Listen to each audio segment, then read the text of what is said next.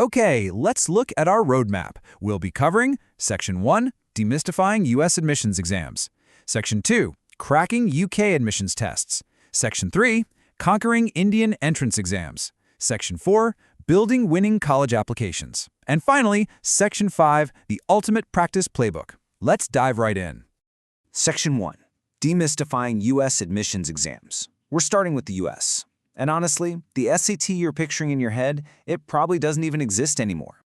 If you're still imagining a grueling 4-hour marathon with a number 2 pencil and a giant paper booklet, it is definitely time to update your strategy. The digital SAT is nearly 45 minutes shorter, it actually features a built-in calculator, and here's the real game changer. It adaptively routes your difficulty based entirely on how you perform in the very first module. Think of it like a giant puzzle. Everyone gets the exact same first module, a mix of easy, medium, and hard questions, but how you do right there decides which second module you get.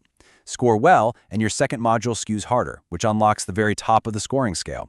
But if you struggle, you get routed to an easier module, and that literally caps your maximum score no matter how perfectly you do on it. There is absolutely no coasting into Module 2. So what about the ACT? Well, the ACT heavily rewards fast readers. It gives you way less time per question. And oddly enough, its mandatory science section doesn't even count toward your composite score. While the SAT gives you a bit more breathing room per question, but layers the concepts in tricky, multi-step ways, the ACT just throws sheer volume at you. It's a sprint. And that science section, listen, it's not actually about memorizing biology facts. It's about reading graphs incredibly fast. But again, it is totally unweighted in your 1 to 36 composite average. Crazy, right? Now, before you spend months agonizing over whether the SAT or ACT is easier, you really need to figure out what your target country actually requires. The US accepts the SAT or ACT plus the TOEFL for international students. But the UK, they completely ignore those in favor of the IELTS and highly specific course exams. So many students waste precious time on the wrong tests. The UK barely even glances at the SAT. They want IELTS to prove your language skills, and then they want something completely different to prove your academics. Section 2, Cracking UK Admissions Tests. Let's shift gears and see how this all builds into the UK system, where your specific major totally dictates your exam. In the US, you can often apply completely undeclared, but the UK system demands commitment right up front on the application, and the tests absolutely reflect that. Take the TMUA. It tests mathematical reasoning without a calculator. It's not testing if you just memorized a bunch of formulas. It tests if you can actually think mathematically when nothing is handed to you. Meanwhile, the ESAT combines mandatory maths with course-specific sciences. It recently replaced some older exams, so now everyone sitting for Cambridge and Imperial Engineering takes 2 compulsory maths modules, but the science modules you take depend entirely on your specific engineering or natural sciences course. And if you're looking at medicine in the UK, the UCAT exam is a whole different beast. The brutal reality here is speed. We're talking roughly 13 seconds for abstract reasoning question. That's literally less time than it takes to tie your shoes. The UCAT does not test what you know about medicine. It tests how fast and clearly you think under intense, real-world pressure. At 13 seconds a question, you don't have time to ponder. You have to trust pure pattern recognition. Oh, and it also has a situational judgment section. Don't just rely on your gut there. It is strictly scored against professional medical ethics, not everyday common sense. Section 3. Conquering Indian Entrance Exams. Moving from the UK over to India, the stakes for medical and engineering seats hinge on 2 massive, single-day exams. The pressure here is honestly incredible, and understanding the weighting of these exams is the only way you're going to survive them. For the NEET medical exam, biology makes up fully half the test. But here's the catch. The calculation-heavy physics section is the silent killer where most unsuspecting students actually lose their marks. Think about it. Since biology, which is split into botany and zoology, is 50% of the test, it obviously gets half your prep time. But because medical hopefuls usually have a very biology-heavy mindset, that steep, calculation-dense physics curve is consistently where scores just completely plummet. On the flip side, the JEE Main, which is your qualifier for JEE Advanced, weighs physics, chemistry, and maths equally. That means a single weak subject will heavily drag down your overall score. There's absolutely no dominant subject to hide behind here. Because they all carry an identical 100 marks, a weak subject can quietly cost you 40 to 50 marks, completely neutralizing all the blood, sweat, and tears you put into your strongest subject. Section 4. Building winning college applications. All right, now that the exams are out of the way, let's talk about the actual applications. We really need to bust the myth of the static college list. Getting the grades is only half the battle, right? Packaging your achievements is where the real magic happens. The secret is a backward planning roadmap. You build your academic foundation in 9th and 10th grade. You pivot to leadership in 11th. And for 12th grade applications, you work backward from your actual deadlines so you never hit that panic button. Forward planning, waking up and asking, what should I do today, makes every single task look equally urgent. Backward planning starts at the actual deadline, like January 1st, and works in reverse. By 12th grade, there is no time left to discover what you want to do. It is pure execution. So how do you pick your schools? You pick your country system first, filter specific majors by looking past overall QS rankings to see real multi-year trends, and build a reach, target, and safety list that dynamically updates when your scores change.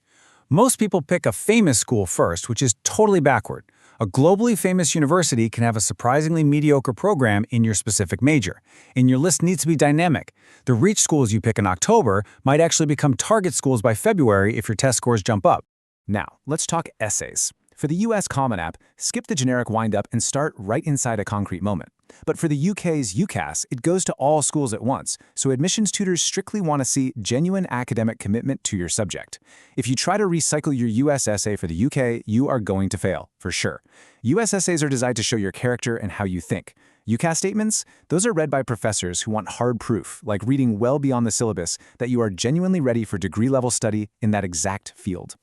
And please, stop writing member of on your applications. Instead, use action verbs, specific scope, and real numbers to turn a flat activities list into a standout resume you can use everywhere. 10 bullet points that just say member of debate club mean absolutely nothing. Did you show up twice and eat pizza? Or did you lead the team to the state finals? You must use an action verb, a specific scope, and a real number. Saying something like led varsity debate team, mentoring 6 underclassmen actually proves your impact. Let's touch on language requirements quickly. If your IELTS writing score is stuck, you are very likely failing the coherence criteria, not grammar. And memorizing your speaking answers, that's actually the fastest way to totally tank your fluency score. People get stuck at band 6 in writing and obsess over using advanced grammar, but grammar is only one of 4 criteria. The real culprit is usually perfectly correct sentences that simply don't connect logically to each other. And for speaking, memorized answers have this really rigid, unnatural rhythm. The exact second the examiner asks an unexpected follow-up question, your fluency will completely collapse. Section 5. The Ultimate Practice Playbook. We've talked about the exams, we've talked about the applications, now let's talk about the methodology of actually preparing for them. Let's see how Edrizz's platform solves the most common study pitfalls. First off, your composite mock score.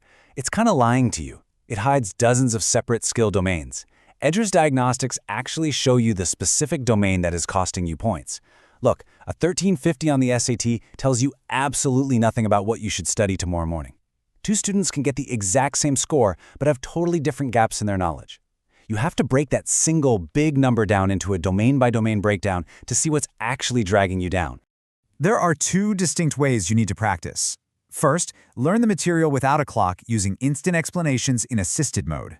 Then, prove you can handle the real timing and pressure in exam mode. Using only one mode is a massive mistake we see all the time. Build the core skill in assisted mode where mistakes are cheap and instantly explained to you. Then, you take away that safety net and jump into exam mode to see if you can actually perform when the clock is mercilessly ticking down. To truly enforce mastery, we turned prep into a game where you must score 80% to level up. Both silver and gold tiers share this entire 25-level ladder, differing only in how many full mocks you unlock. If you score a 72%, the gate stays locked. You literally have to retry with fresh questions until you genuinely clear the bar. And just to clear up a common confusion, silver and gold are not cheap versus expensive versions of the learning platform. The 25-level skill ladder is identical on both. Silver just unlocks 5 mock exams, while gold unlocks the full 10. Now, what about the parents out there? Parents need healthy visibility on milestones and deadlines without reading private, unready essays. That is exactly the dual-owned middle ground Edrizz provides. A total blockout leaves parents super anxious, but having the student's actual login crosses a major boundary into micromanagement. A properly scoped dashboard shows exactly what parents need to see, progress percentages, and upcoming deadlines, while keeping the students' private, messy essay drafts firmly locked away until they're ready. So, what does this all mean for you? It means it's time to stop guessing your future. Start building a dynamic, backward-planned journey today and take real control of your global admissions success. Think about it right now. Is your target list automatically adapting to your latest mock scores, or is it already totally out of date?